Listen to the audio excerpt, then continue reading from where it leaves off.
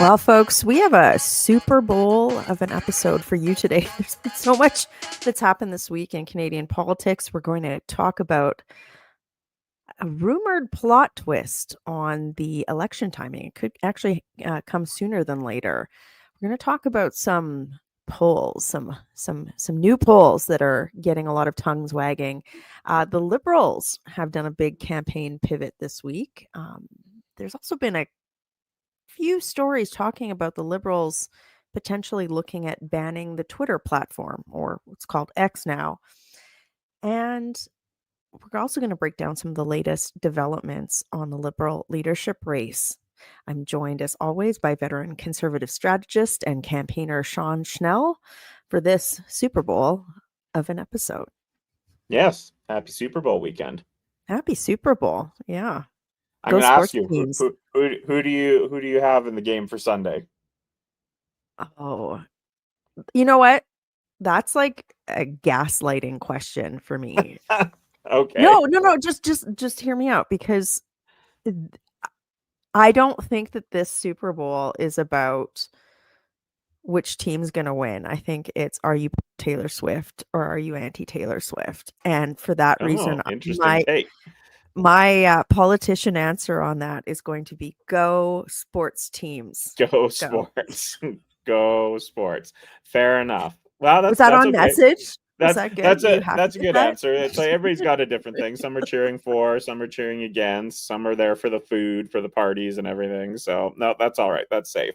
So what about you? What are you doing? Well, I am a long-suffering New York Giants fan, so therefore I can't cheer for the Eagles. So I'm Team Casey. I'm here for the three-peat. Your Team Tay-Tay. Yeah, let's go for the three-peat. So it's going to be a busy weekend, but it's been a pretty busy week in politics too. It has. I was in Ottawa this week and I heard some interesting gossip. Are you ready for it? Let me hear it. Okay. So you and I, the last couple of episodes, we talked about whether or not the NDP were going to support the Liberals once Parliament resumed at the end of March. This week, I heard something different. I heard a rumor that the Liberals are actually thinking about going as soon as possible. The heir apparent of the Liberal Party, the likely winner, it looks like it's going to be Mark Carney. It looks like the fix is in to a lot of people. And some people are saying that the Liberals are thinking about not even giving the NDP the chance to bring the government down, as well as obviously the Conservative Party and the Bloc. That they just want to go right to an election, not give the Conservatives time to brand Mark Carney. And I've got a few other thoughts on that, but I wanted to see what you thought of that gossip. That's interesting gossip. It's like one of the four scenarios that are out there. Honestly, I think that's probably among the least likely, but I'm surprised. Yeah, I'm surprised that that's what is maybe being floated out there. I mean, I'm here for it. I'm like, let's go election now. Yes. That sounds fine. I find it hard to believe that in the midst of all the Liberal chaos that they are even anywhere close to calling a snap election. I mean, these guys don't have candidates in place. They don't have their machine in place. They've got it was just this last week, their deputy co-chair of the campaign said they're not running again. Right.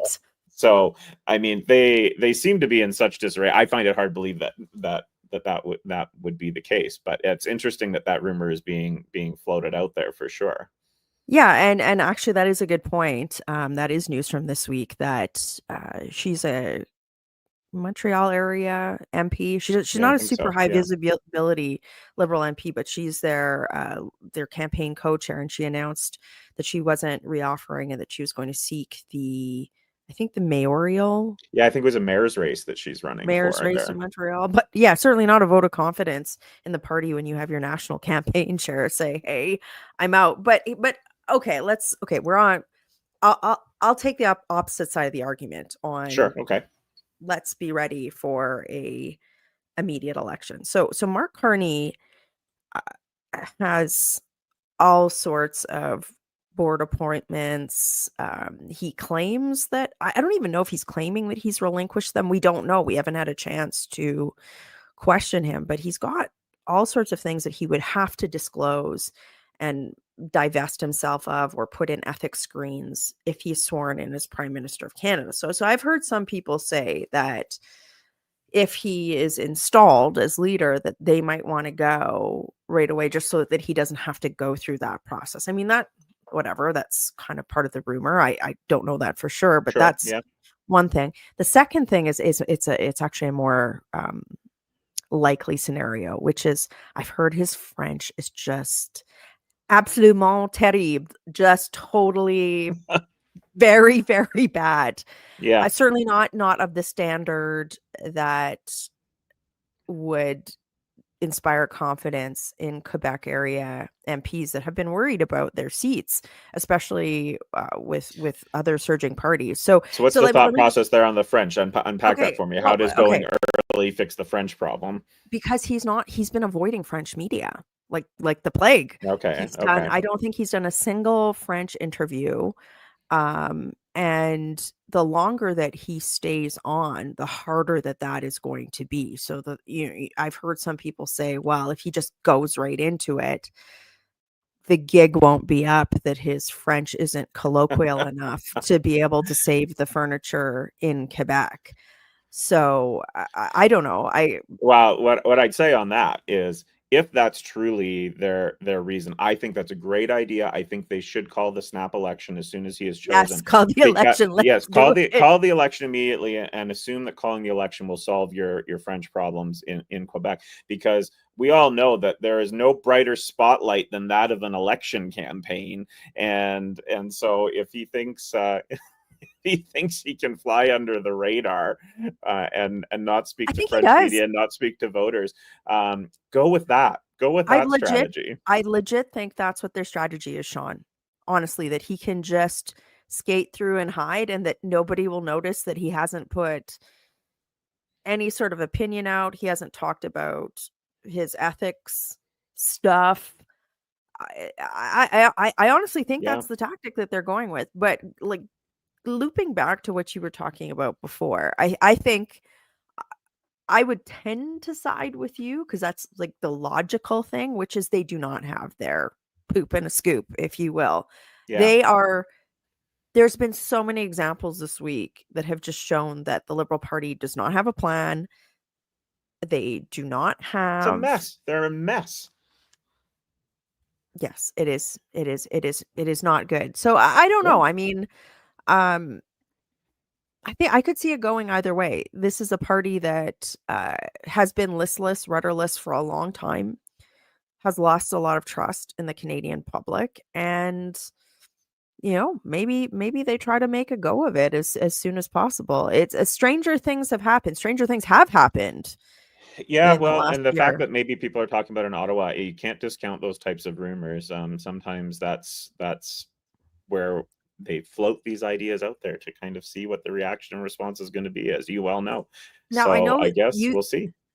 I know you pulled out one particularly pointed example of the Liberals not having their act together this week. Like, they don't even have their talking points on basic issues together, and they're just bombing in interviews and news. So I know you had one particular example that you wanted to tee up. Yeah, I'll show this. This is newly minted Minister of Many Things, LeBlanc, talking about both the election timing and the fact that Parliament is closed, that they've prorogued Parliament here. So let's show the clip here.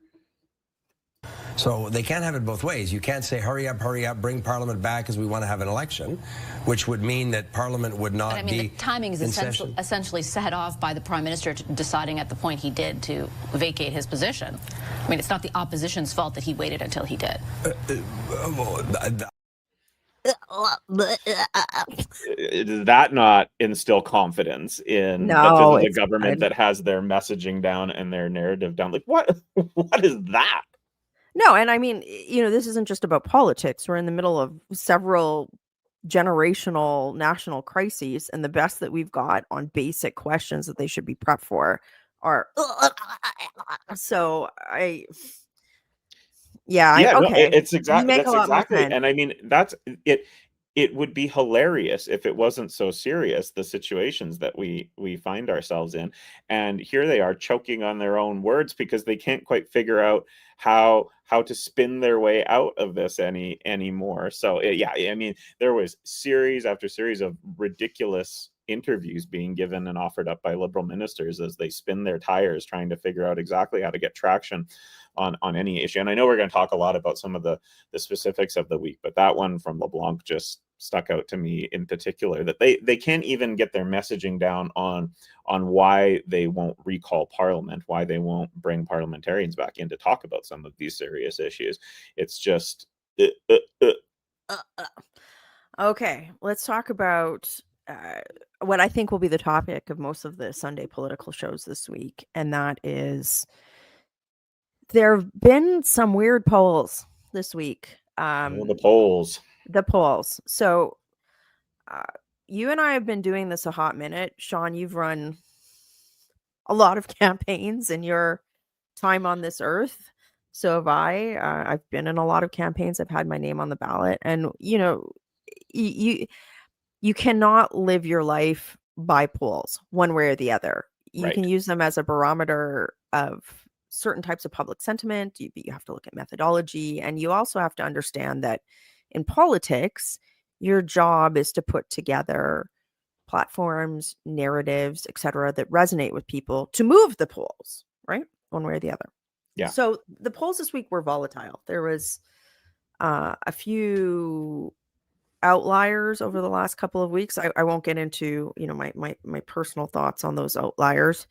Others have made better comments than I on that, but I just wanted to say that I think it was so in 2011 when Stephen Harper won his majority government. I think he won it with just over or just under 39% of the popular vote, and it was a sizable majority.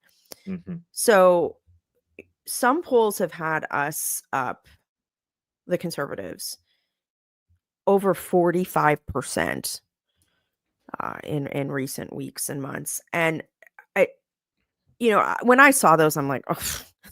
Like, you have to realize that 40% for any party in the country is just in the way that our federal political system works, the number of political parties, et cetera. That's sort of uncharted territory. So Very to hit 45%, very rare.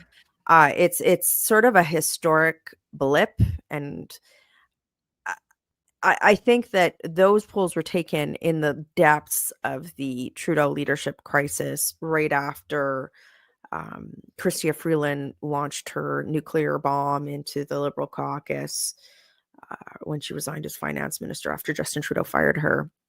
So I took the 45% with a grain of salt, and I think a lot of people did too. Sure. I'm not surprised to see movement. You see movement with polls.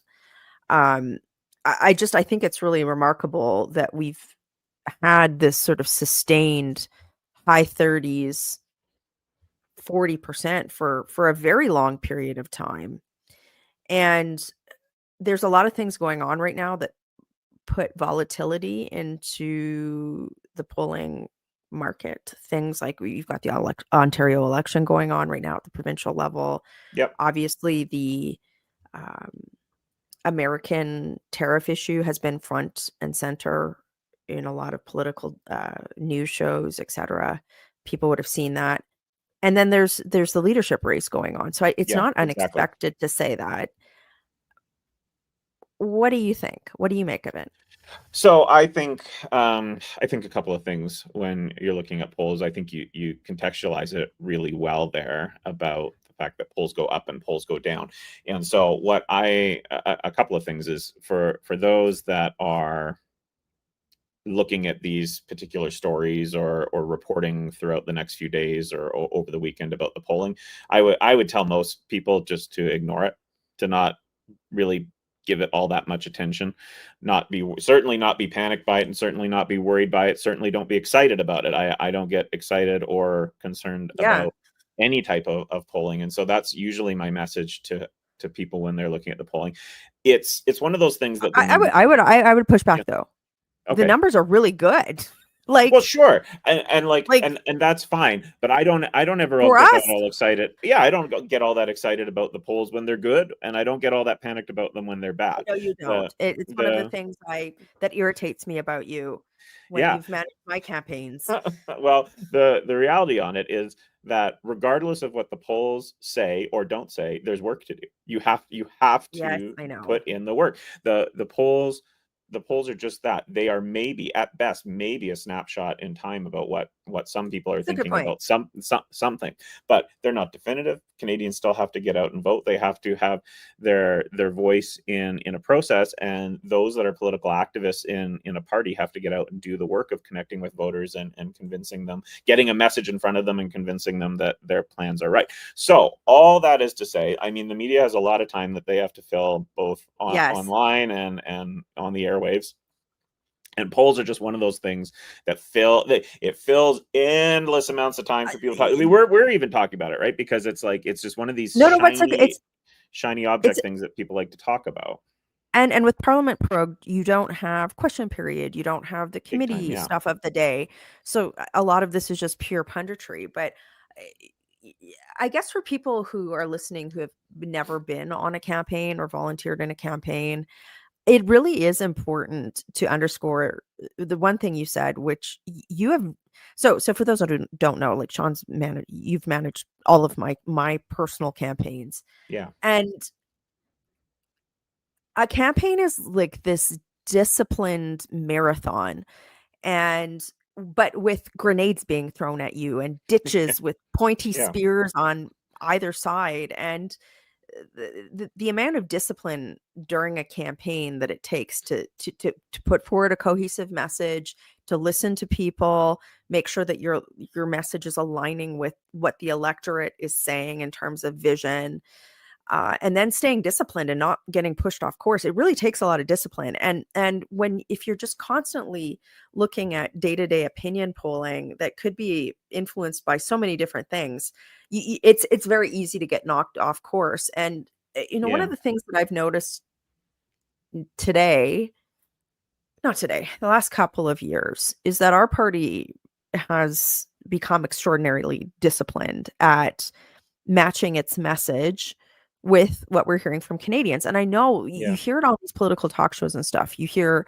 oh, we're tired of hearing axe attacks, build the home, stop the crime, fix the budget. But that's what we're hearing when we're door knocking. And our discipline has been born out of some very hard lessons that I think that we have learned as a party about chasing some of that polling and whatnot. And maybe people that aren't as politically connected as like a volunteer activist, they probably still even heard that term, like run like you're like 10 points behind, right? This is what I was going to say. You make me do that all the time.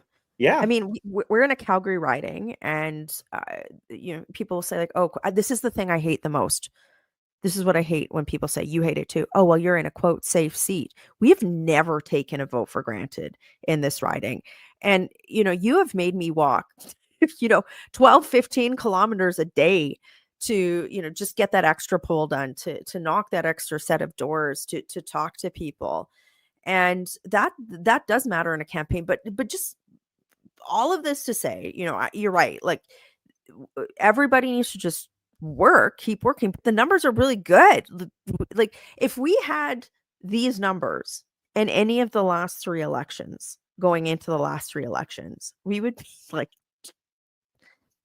I don't know. I think, I think the lesson here is like, the silver lining is, it's like, okay, like, keep doing what you're doing. Door knock. Yeah, I think that's the message, right? Is like, conservatives and those that want to see change, real change in the next election, should take heart in the fact that the policies and the positions that Pierre Poilievre and the Conservatives are putting out there are reaching Canadians, and they are resonating in a positive way. And you're seeing that not only in the polls, but you're seeing it in what I always find is the most important in metric is donations ahead of an election. I mean, the most important metric is votes, obviously, on election day. But the next is where do people put their money? Because it's a real thing. You can answer however you want on a survey or a poll, but when you're putting out your financial annual reports or your quarterly fundraising, that really gives you an indication is your message resonating with Canadians? And the Conservatives had some massive numbers, like record-setting numbers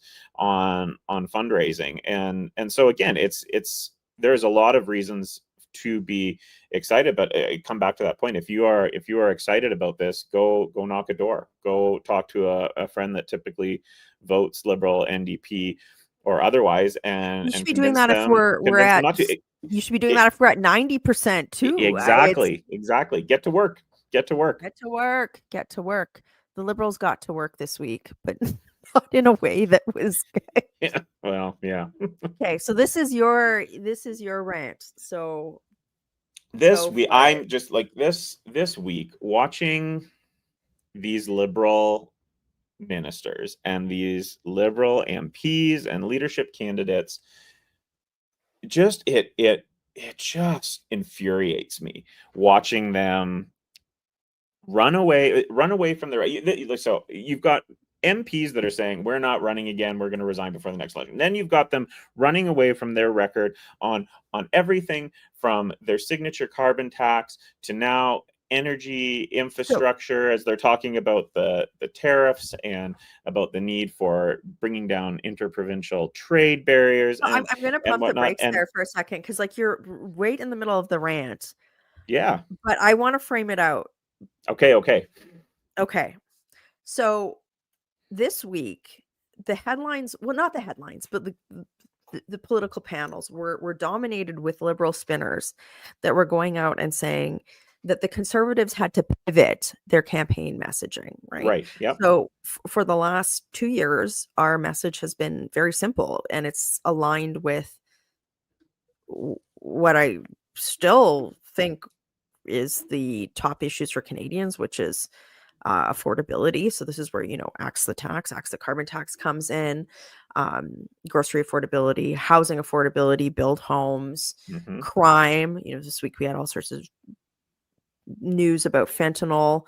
So stop crime and fix the budget, fix inflationary spending. So this week we were out, and our leader, Pierre Poilievre, we'll get into this in a second, but he had some really solid policy that was in alignment with that. But everybody was saying, oh, the Conservatives are pivoting their message and this and that. But in reality, it was the Liberals that were pivoting their message, and nobody was pointing that out. And this is what you're getting at, right? Because that's just it. Because the Liberals for 10 years, now I'm going to rant, and then you can have the mic, Sean. Okay, go for it. I'm going to say, so for 10 years, I've sat across the aisle from these guys, and I've heard these refrains. We can't build pipelines, carbon tax, let's gut the military, deficits are good, let's keep spending money into oblivion, let's not be accountable on these issues. And that's been their refrain. We could literally pull hundreds of hours of clips on those topics alone. And then this week, all of a sudden, and now you can rant, because they 100 lying liars is what happened this week. Extra lying. It's just the pivot was from lying to extra lying with lying sauce. Insane. We talked about this last week. They must think people are just absolutely stupid. And I've got some clips here. Let's give some examples. So let's start with the Liberals' position. So go through, say, this is what the Liberals' position was for the last 9 years. And then this is what their position was this week. Okay, so let's start. So the big news this week, obviously, was the American tariffs and all the threat of that and the conversation about that. And a big piece of that was the need to talk about energy and how Canada supplies our own country with energy and other countries with energy. And this has been a big conversation. And the Liberals for years have been putting up roadblocks and barriers, like bills like C-69, which have blocked infrastructure development, specifically pipelines and energy infrastructure in this country. And like you said, we could pull clip after clip of these Liberal ministers that have come out and thrown up all kinds of excuses and opposition to energy sector infrastructure in Canada. And now all of a sudden, like on the flip of a dime here. Backed into a corner, more like it. Yeah, you've got ministers that are singing an entirely different tune. I've got two clips in particular I want to show you. One is from Jonathan Wilkinson, environment minister here. Minister of Anti-Pipelines, yes. Yes. So here, let me show you this clip. I think of LNG, for example, and the interviews we've done on that. A quote from you just a number of months ago.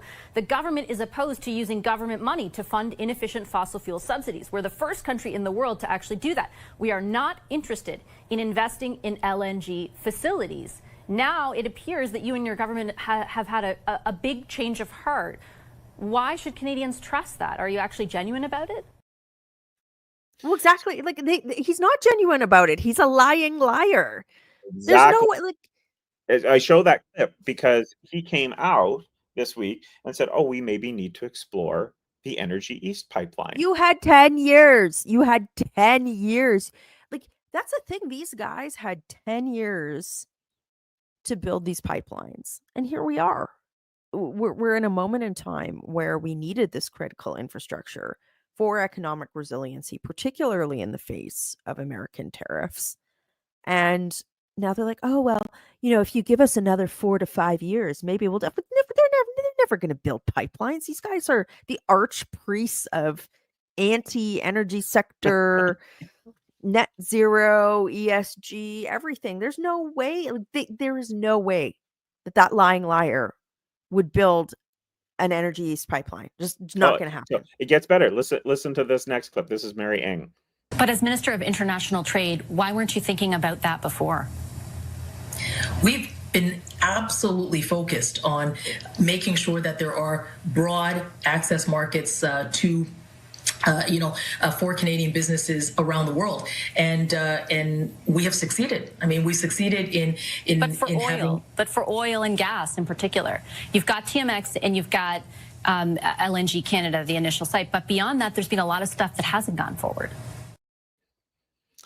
Exactly. There's been a lot of other stuff that hasn't gone forward, and I will give the media credit asking some of these questions because, to your point, that was National Fellows, by the way, on CTV. So, and to your point, I am tired of these ministers going out on TV, radio, and everywhere else and not being asked that question. You had 10 years. Why didn't you do it? And to their credit, in this interview, they were asking that question, saying, you're all of a sudden spinning this new song and dance that Canadians should somehow believe that you have entirely changed your perspective, entirely changed your entire operating principles from the last decade, and that you should be believed. Why should you be believed? And the answer is you shouldn't be, because they're lying. They are lying. That's just the reality.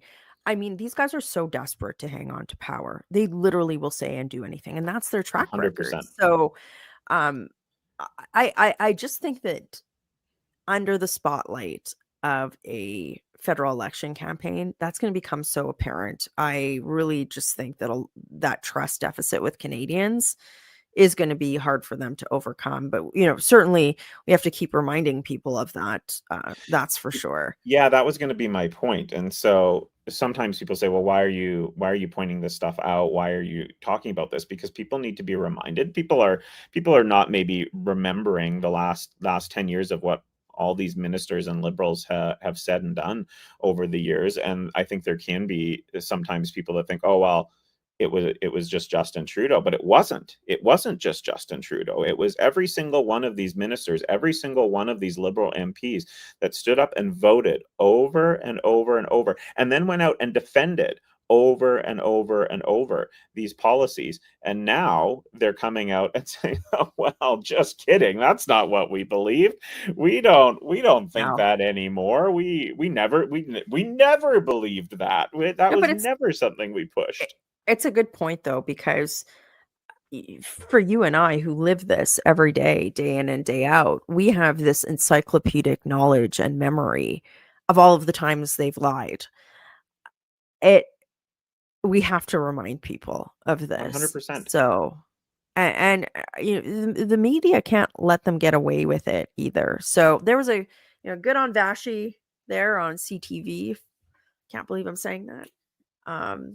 but she's a tough interviewer, and she's held them to account. So Well, I think the media more of gets sick that. of it too after a while Sure. too, right? Because they don't want to be continually gaslit by these ministers either, and saying like, "Hey, like we've You're defended right. this thing to the You're death, right. and now all of a sudden we're telling you don't believe what your own lying eyes are telling you." It's like, no, we just don't believe what your lying ministers are telling us. So a good segue from that concept of even the legacy media, so not the CBC, I don't think, but certainly you see strong interviewers like Basha Capello's pushing these guys on some of these issues. I do think that the Liberals are looking for opportunities to hide from public scrutiny and not have their record be relitigated in the public. So there was a story that didn't get a lot of attention this week that kind of dovetails into that. And that was a senior Liberal, former Liberal minister, and I think he's held diplomatic appointments for the Liberals as well too, floated this week that X, the former Twitter platform X, should be banned.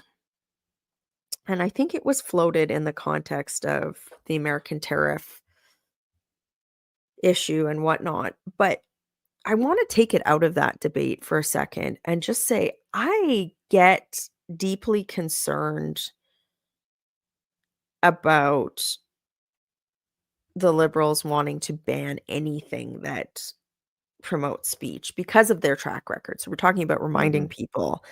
So you've had C11, C18, these two disastrous bills that have really stymied independent media from all political stripe, from far left to right of center outlets that have wanted to start up. They don't have the access of traffic generators like Meta right now because of how they're structured and whatnot. So it's effectively a news ban. And that's really prevented new media from covering local issues, municipal councils, municipal spending, and even federal spending. And now heading into a potential spring election, we're getting this, oh, wow, we'd love to ban this other platform too. And there are issues of national security. There's a lot of stuff in the media this week about the new AI platform that came out of China, DeepSeek, and some of the potential issues with its potential relations to the regime in Beijing. But I at the same time, like, the Liberals do not have a track record of allowing people to speak, and I think that Canadians should be on the lookout.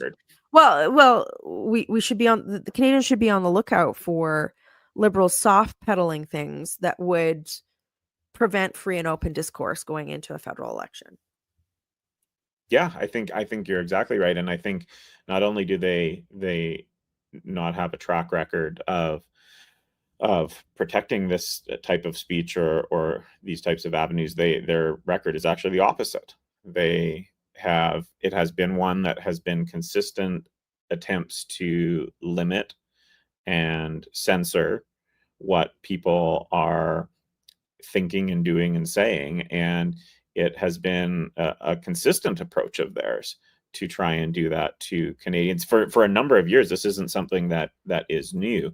And so I think any attempts for the Liberals to try and distance themselves or again try and persuade Canadians that no, we're actually not in the business of censorship. No, we're not in the business of shutting down places for Canadians to have freedom of speech.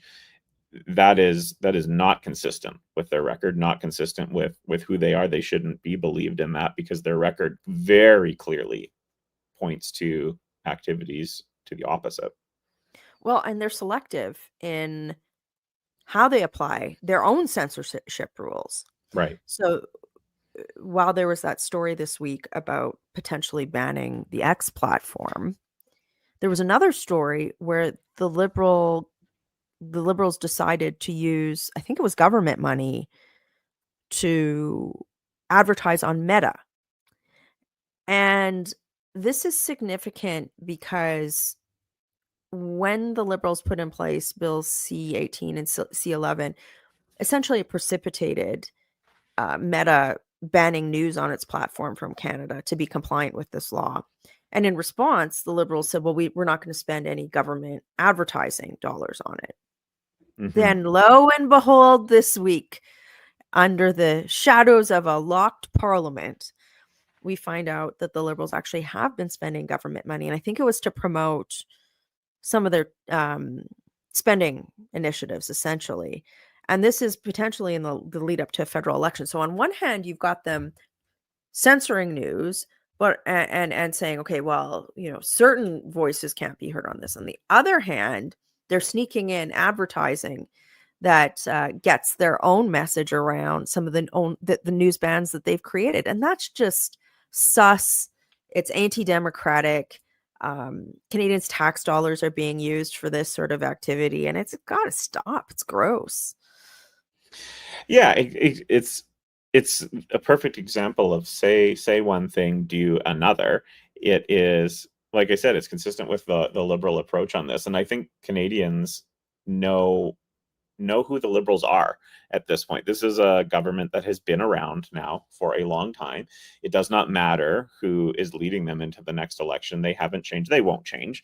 And so when they are being selective about that type of activity that they either support or are against, this is who they are. This is who they've been for the last decade. They have not been a party of free speech. They have not been a party of protecting civil liberties and protecting the privacy of Canadians. They have done everything opposite that you would expect a government to be doing in these particular spaces.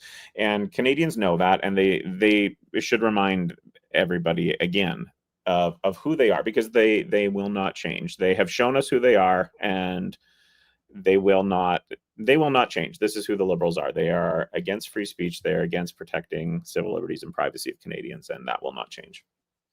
It will not. But they're sure trying to change the hood ornament right now on the party. Yeah, let's do a little roundup of gossip and updates on the Liberal leadership farce. I mean, it looks like the party's trying to coronate Carney. That's what it looks like to me from the outside. You had so just to update some of our listeners, in order to play in the Liberal leadership race, you had to raise $350,000, and the maximum legal donation limit in Canada for personal donations is $1,750 this year now. $1,750, right? Yeah, $1,750. So they had to raise $350,000, and that is a lot of money for a short period of time under Canada's election rules. Anybody who's listening to this to the US will just their mind will be blown by that. But it shouldn't be a big obstacle for somebody who's been in Parliament for over a decade. It's a very attainable goal. But nonetheless, it's a lot of money to put up in a short period of time. And you had Karina Gold. She's one of the sort of tier 2 candidates that's running. She put out a news story this week saying that she felt that the party set that buy-in bar super high to keep people out. What do you think about that? Well, generally the rule in politics is when you can't win, you attack the process. So I think that's probably where Karina finds herself. Yep. Is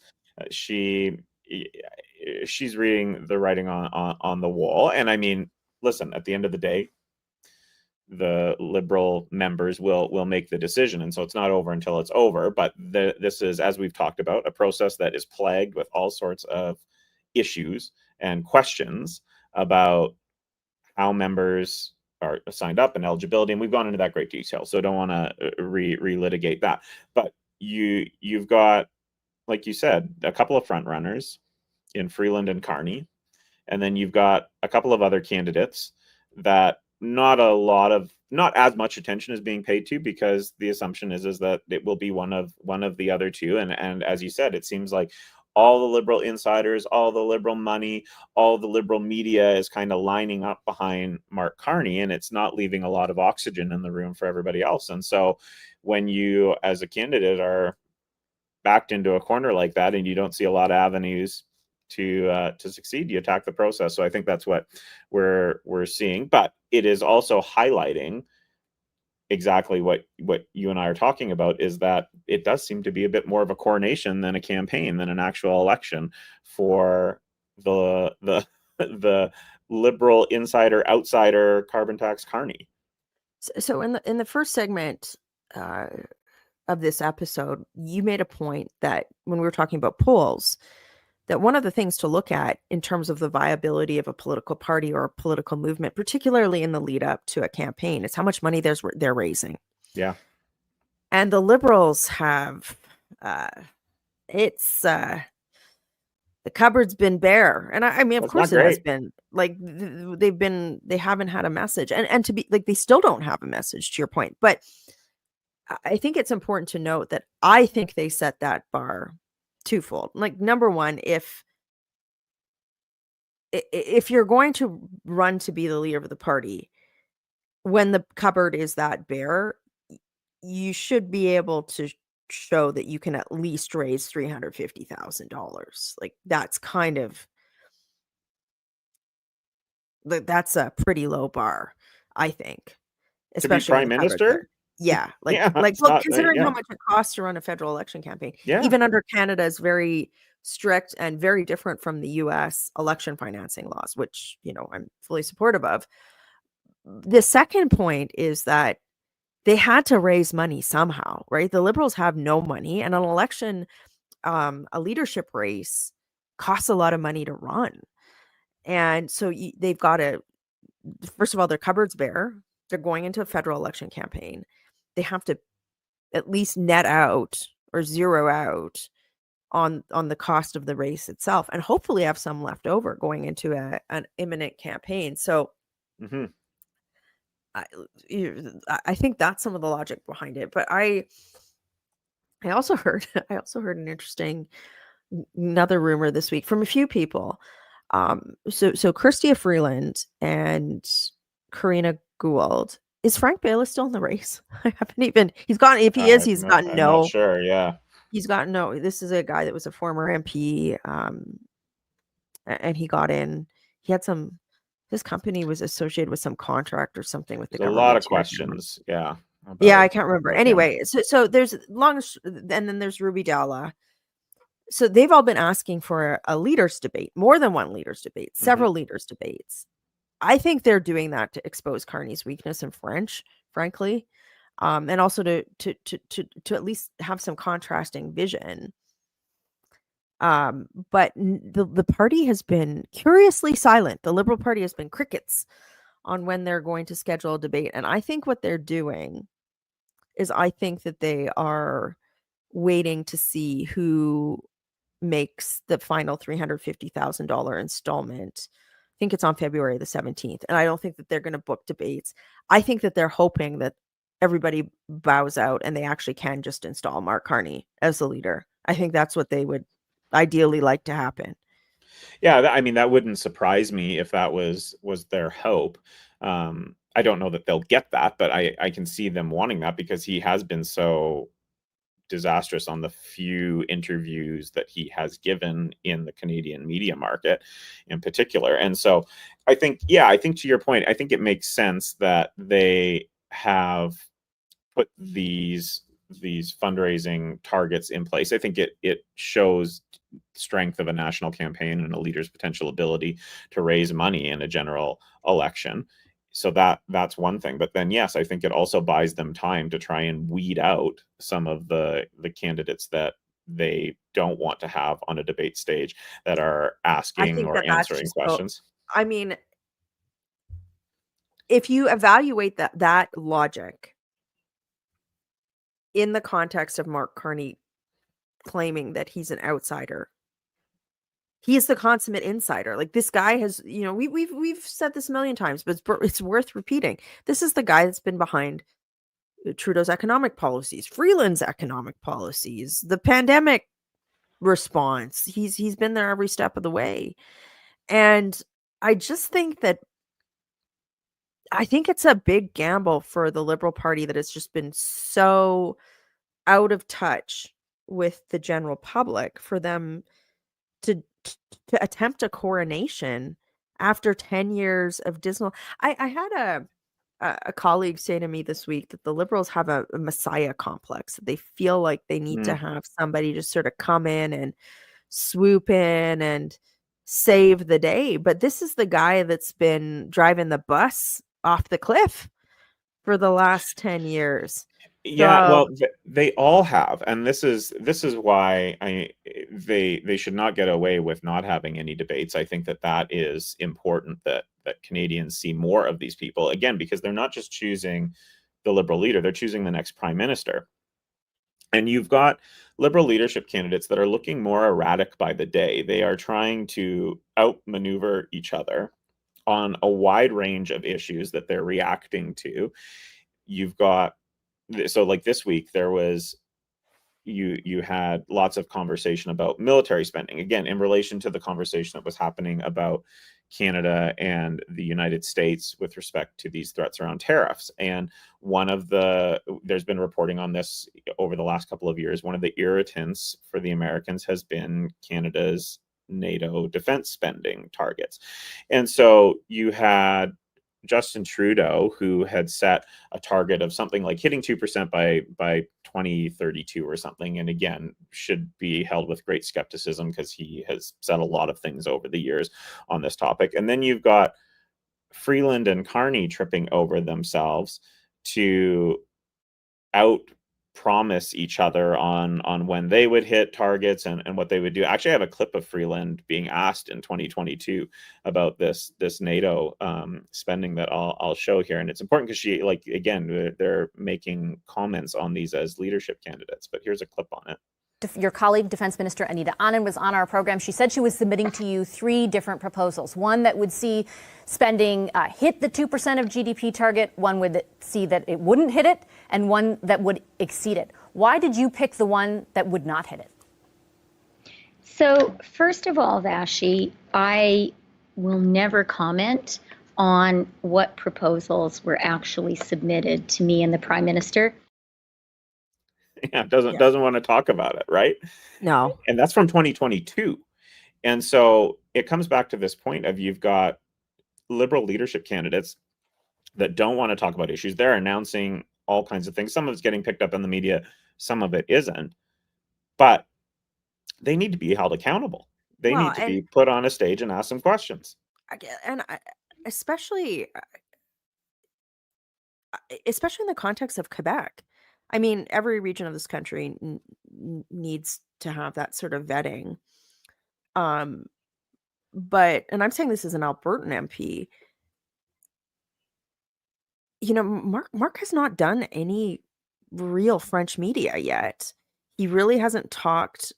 He's been fundraising in the area, but to not have a debate where he can show off his language skills or lack thereof, as well as his understanding of the nuances of Quebec politics and culture and needs, is really bad. Did you, there was this, we don't have the clip teed up, but he was on another American news show this week, and he was asked, well, what's the difference between Canada and the US? And there could have been any knock it out of the park answers. And he kind of mumbled some garbage that sounded like a grade 7 civics class from 1989 about multiculturalism and melting pot that, like, nobody would understand. But that was his opportunity to talk at, like, he could have talked about anything really, but he could have said, look, we have a very distinct culture from the US in that we have 2 official languages. We have a history of, both French and British traditions. He could have gone into all of these things. I'm saying this as an Alberta MP, and I know this, right? And because if you've spent any time in nation building in this country, you'd be able to answer that question. So to not have a debate and not get into those issues, if I was well, first of all, any MP should have a problem with that, regardless of the stripe, of political stripe. But if I was a Liberal backbencher right now, I'd be like really worried about that. Yes. That does not bode well. Yes. Well, and again, these are individuals that are seeking to be the prime minister of the country. Yep. And The whole country. Canadians are owed explanations and understanding of where they would go, because they will be prime minister, one of these individuals. And so what their plan for Canadians would be, and to be asking those questions of, why didn't you do it, all these grand ideas that they're floating out there, or they're running away from the record. Well, why didn't you do it? Or in Mark Carney's cases, what do you actually believe? Because to your point previously as well, is this guy's the architect, has been almost religious in his belief around things like the carbon tax, and putting out these very vague policies about, like, well, I'm gonna scrap the carbon tax and I'm gonna replace it with something else. Like, I'm not gonna tell you about it. And it's like, Canadians deserve better. Well, especially this week when they're all out saying, well, we need Team Canada in light of these tariffs. Okay, well, what does that mean to you, Mark Carney? What does that mean? And there's no clear line of sight on that. So, and the more important question is, why shouldn't Canadians hold you accountable for the disastrous record of this Liberal Party? Because he was an economic advisor to the prime minister. Yes. They were implementing his ideas and his policies. Yes. Freeland was at the right hand at the cabinet table. And so more than anything else, that's the question is, so why are you not responsible for the disastrous position that Canadians find themselves in? And then furthermore, to the Liberals, we were talking about the crisis that the country finds itself in with respect to the threats of the tariff and everything. Why should we not hold the Liberals responsible for not calling an election and proroguing Parliament, shutting down Parliament in the midst of this crisis? And my answer, of course, is, well, they should be punished at the polls for that. But these are the sorts of questions that ought to be put to them as potential candidates for prime minister. I agree. And there was a strong contrast this week. You had Conservative leader Pierre Poilievre out there announcing two substantive policy pieces, one on how he would strengthen the economy, particularly in light of American tariffs. So he called it this Canada First economic growth plan, the very robust policy. And then, and we talked a little bit about that last week. And then he also backed that up with some details, some serious details around border safety and fentanyl, preventing fentanyl from further mushrooming and exploding and killing Canadians. Some real contrast policy, but I've got a bit of a clip on that if we want to watch it. Okay, sure. Yeah, let's do it. We will treat fentanyl kingpins, the traffickers, the manufacturers, and the organized crime behind them as the murderers that they are. They are murderers. They know that what they are doing is lethal. They are just as likely to kill someone when they sell 1,000 hits of fentanyl as they would if they fired bullets into a crowded room. They know they're killing people, and the criminal justice system should treat them, therefore, like murderers, and that's what they will face when I'm prime minister.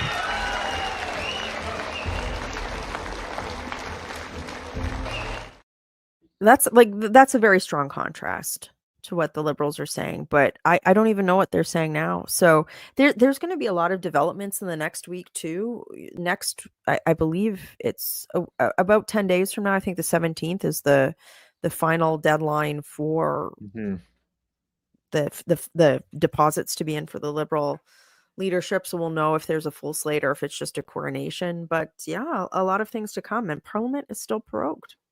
So. Yeah, and I don't know that it particularly matters what they're saying now, because there is just so much evidence of them lying, so many examples of them flip-flopping and reversing their positions. I'm not sure you could get a read on what their message or their position on anything is. And what that really tells you is this is a party, and these are candidates that are and ministers that are increasingly desperate to hold on to power, and will quite literally say and do anything to try and hold on to power.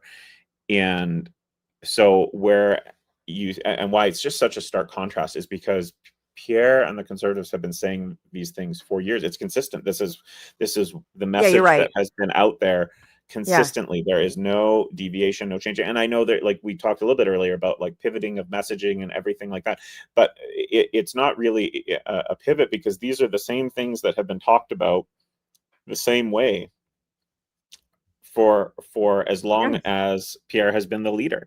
And so there is no change. There is no reverse in messaging from the Conservatives. You're seeing that from the other side, and that's why it stands just in such stark contrast. Is you have one party that has had a clear, consistent, common sense vision, and you have another party that is just a dumpster fire mess of garbage. And that's why they need a debate, right? Like I would love to see a debate of who's going to be the next Prime Minister of Canada before the general election, but I think Canadians are owed that. I think that that is almost the bare minimum that Canadians totally should be demanding. And I'm owed some really good Super Bowl snacks, I think, this weekend too. That's my kids. I think that's what they're in there for. The game is secondary. It's what's on the menu. What's for some of the Super Bowl food. Patented Sean Schnell smokers going to be getting her done tomorrow. Maybe it's been a little chilly for that, but we'll see. Maybe we might see if we can find something to throw on the smoker here. Well, I know we wanted to send out a call as we wrap up here to our listeners.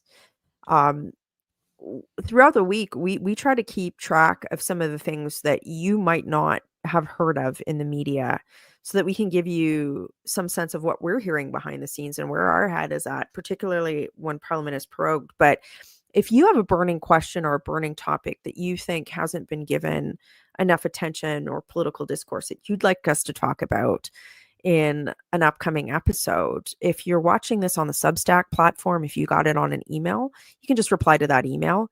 And then we'll also put a link in the video descriptions wherever you get and the description of the podcast, wherever you get your podcast. But I want to thank all of you. This is our 4th episode of our prorogation podcast. It's becoming a regular occurrence. We've had a tremendous amount of folks sign up to auto download, and that allows you to just get this information as soon as it comes available, and it allows us to stay in touch with you, even though we have the Liberals musing about banning social media platforms like X, even more than the bans that they've already put in place. So with that, Sean, I guess we're cheering for the Chiefs, right? That's what you said? That's where I'm sticking with Go Sports teams. I don't want the inbox filled with one way or the other. So it's a very safe place to be as a politician. Go Sports. Go Sports teams. Working hard for you. Have a great day. Thanks for listening. If you want even more political news, subscribe at michellerempelgarner.substack.com. And if you like what you hear, be sure to share this podcast.